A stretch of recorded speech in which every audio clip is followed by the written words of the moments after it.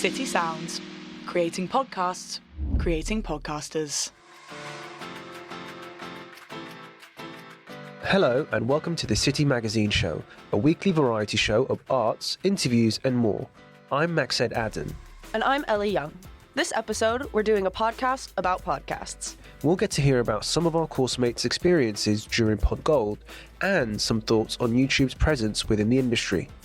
I also talk about my thoughts about the first episode of the new series, In Detail, The Toxic Waste Scandal. I also spoke to Brett Spencer about his role in its creation. And if you haven't already, go check out our episodes about Pod Gold, where you'll hear from prominent figures in podcasting during 2024.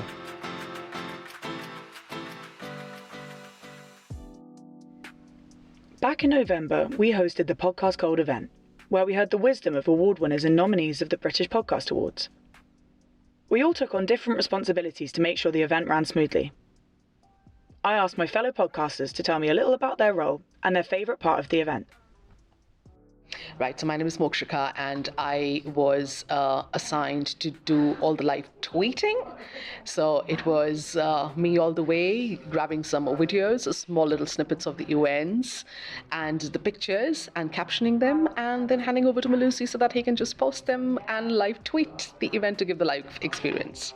I was doing social media, had to post all the interesting bits from our esteemed guests and what was going on in the event. So my role was trying to take photos of the event. I actually had a bit of trouble with the camera, so I switched to my phone, but I did get a few shots. Yeah, so that's what I did.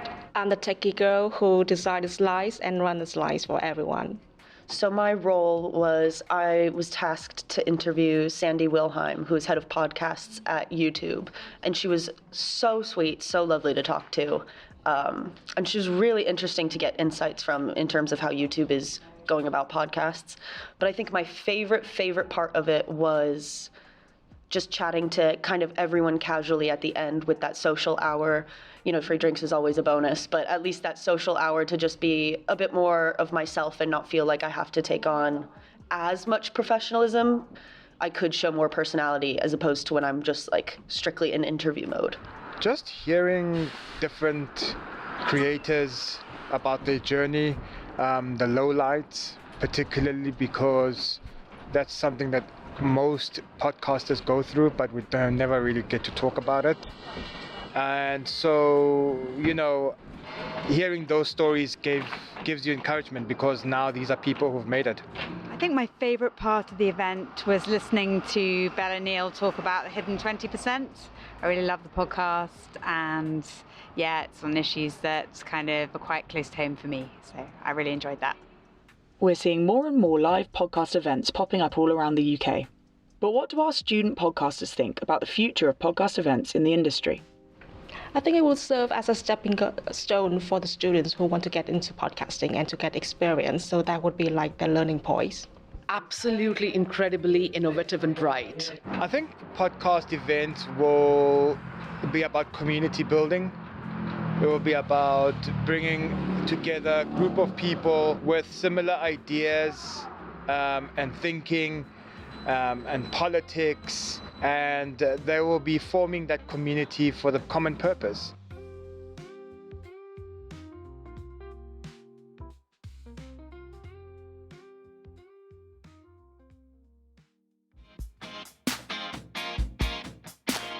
Recently, I listened to the trailer and first episode of In Detail, The Toxic Waste Scandal from BBC Northampton, titled There's Something Wrong with George. Following the high from Netflix's Toxic Town, this podcast dives further into the true story that the TV series originates from, while also interviewing those who lived through or were affected by the events that unfolded. For those who don't know, this true story is set in Corby, where babies throughout the 90s were being born with physical deformities. Now, I can't really tell you the outcome or how the events unfolded, as this is the first time I'm even hearing of the story, but I can say that the second I'm done recording this, I'm going straight to BBC Sounds to finish the rest of the series, and it's solely based off how well-crafted I think this first episode is. I'd also like to say, for those who haven't listened to the first episode, this might include some spoilers, but it's an 8-part series, so it's not going to be that many spoilers anyways. From the very beginning of the episode, we get an immersive cold open, emphasis on cold, where I feel like I was actually in the hospital. Though my favorite part about the beginning is finding out that the host was the baby described in the opening, George Taylor. When he was born, he had issues with his hand, heart, and lungs. And as the story unfolds, we hear from both of George's parents and their experiences with the events that led to George's birth, how they got to Corby, how they met, and that fateful rainy March day.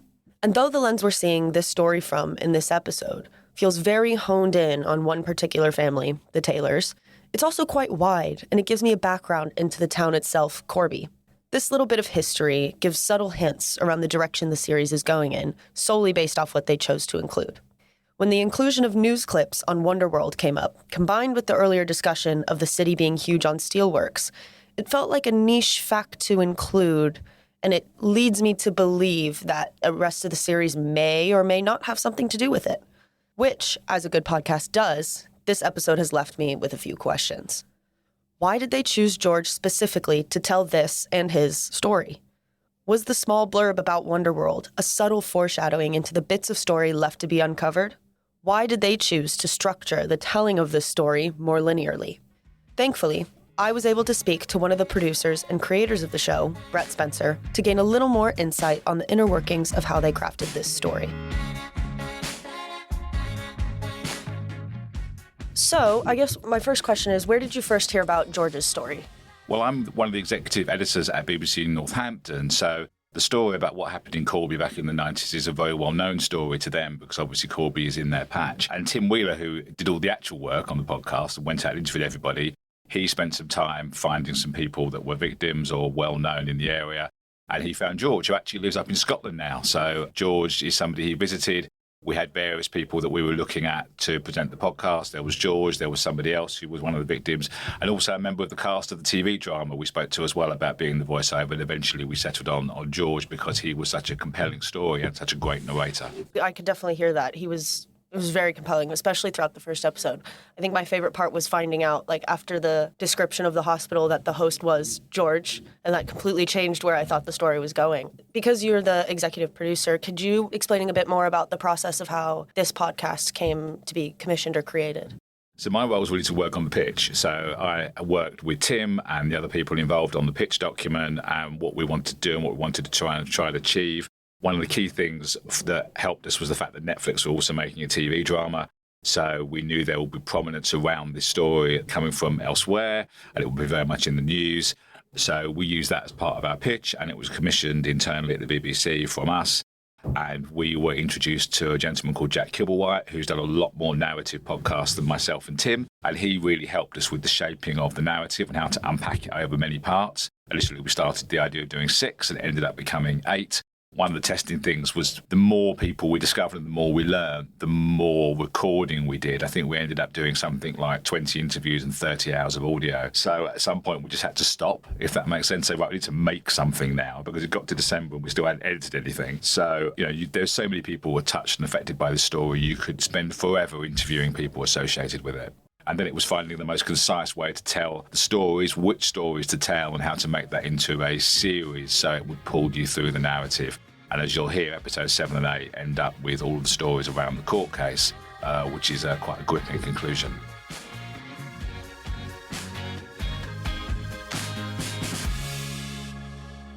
So, guys, YouTube has been considered to be number 1 in podcasting. It takes over Apple and Spotify. And it would be nice to get some thoughts from budding podcasters about this latest development in the podcasting industry. With me, I've got Yaman, Lucy, and Thuy to discuss some of these points. Lucy, any thoughts? I guess this is in reaction to YouTube's claim to have had more than 1 billion viewers of podcast content in January. But I guess the question is, what is podcast content? Yeah, it's a very valid question to figure out because YouTube just deems any person who uploads content and they designate it to be podcast material as a podcast. So they have a very, very broad definition for podcasting. Any thoughts on this, Yaman? Yes. Number one, basically, I think this whole idea of like, you know, YouTube not being a good place to do your podcast, and podcast shouldn't be video, podcast should be audio. I know we're going to touch on that later, but to be honest, it's all the same thing. I completely disagree with, and I think YouTube is the future, and people that try to avoid that, or people in the podcast industry that try to pretend that that's not the case, are just idiots. Because think of it, right? We've seen the figures. So that's 1 billion people that have watched podcasts on YouTube in January. There's 8 billion people, not 8 people. There's 8 billion people in the world. So that's 1/8 of the whole world that have watched a podcast on YouTube. Now, you can dispute the figures, but those are just numbers. And I'm stating facts, not opinion here. Thuy, Yaman is quite clear on his opinion about this, though he says it's fact in terms of what he says. Clearly, he's vying for a job in YouTube. How do you feel about this topic? The fact that YouTube just willy-nilly designate any content as podcast, just as long as Yaman or Lucy or you even feel like it. I think I have to agree with Yaman on this. Come on. Yeah. It's got to come back to the question is that a podcast or is that a show? What we are having. Lucy, how do you feel about the fact that it's all the same thing? There's this contestation between video and audio? I think there is actually an important distinction to be made between video and audio.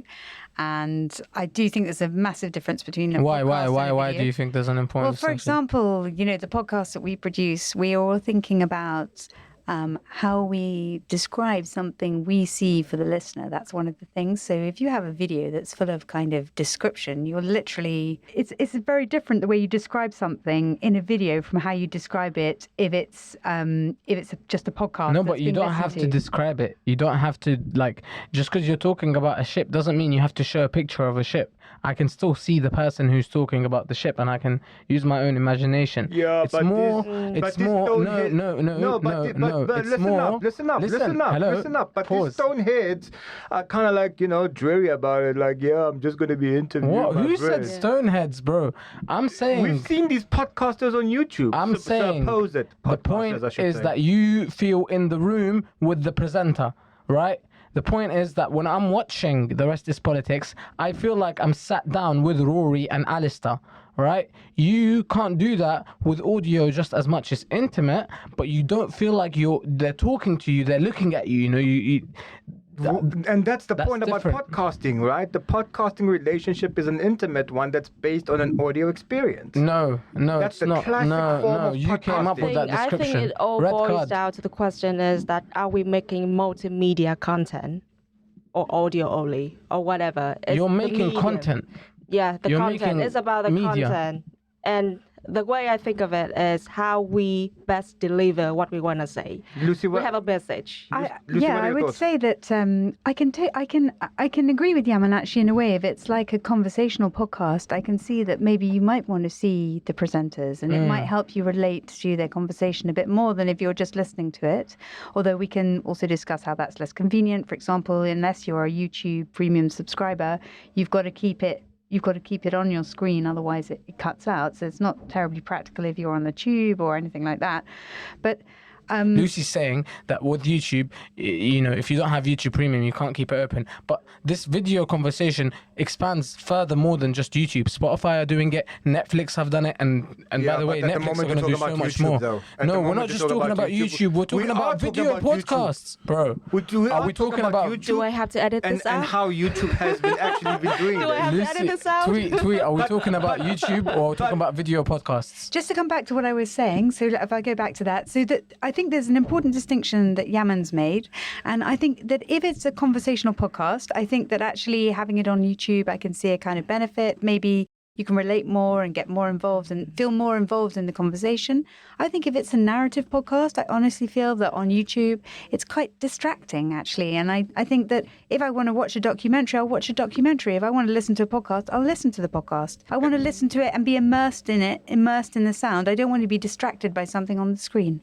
Yeah, but how many people are listening to narrative podcasts compared to how many people are listening to conversational podcasts? Is it about numbers in that way? Of course, because numbers drives the market. Or is it about who is actually listening? I have a take on this. I think the reason why YouTube is doing well, because in terms of its algorithm, YouTube is the best algorithm that I have seen in terms of discovery. Exactly. And that's why, because no one knows about your podcast if it's audio. And YouTube is actually a synonym for video right now. So that's why we're talking about YouTube. With that point, you can't do the narrative format that well on video unless you go to a very expensive production and make it an actual TV documentary type of thing. Narrative in terms of soundscaping and storytelling works best in audio, and that is where the heart of podcasting is. Listen. Numbers drive the market. No. Numbers drive the industry. And the numbers say that cannot be the sole determiner for what makes a podcast or not, first of all. But it is. No, because there are certain people who will only listen to content based on what is being delivered. You may have 50,000 people listening to your podcast, but it may be the most influential 50,000 people listening to that podcast and who will actually end up changing a certain industry. Yeah, but that's just a hypothesis. That doesn't actually exist. It's just like when you say... The most influential people in the world don't have time to listen to podcasts. Who says so? Yeah, man, say so. Do you think Keir Starmer's listening to a podcast right now? Who says so when you have politicians going to podcasts? Yeah, they appear on them as guests, but that doesn't mean that they're listening to them. But we don't know that. Lucy, do you really think Keir Starmer's out there listening to like political currency or something? I think it's unlikely. I guess my worry with YouTube as well is that they're now kind of demanding a higher quality of video. Therefore, it's making that entry level people who are just making podcasts that actually could become quite successful, and admittedly in very small numbers. A very small number of them, became kind of viral and really spread. And I guess if YouTube is going to be the main platform, then that's going to be more complicated for people it's more complicated to produce video content. It's more complicated. I agree with you, Lucy. However, you are more likely to succeed and be discovered. It's more elitist. You're more likely to succeed and be discovered visually right now because of YouTube and the video algorithm. Is that fair in terms of accessibility? Probably not. However, is that the truth? Yeah. And is it how we define podcast? Definitely not. According to you. I think we have a common ground here, right? I don't think we do. I think we do.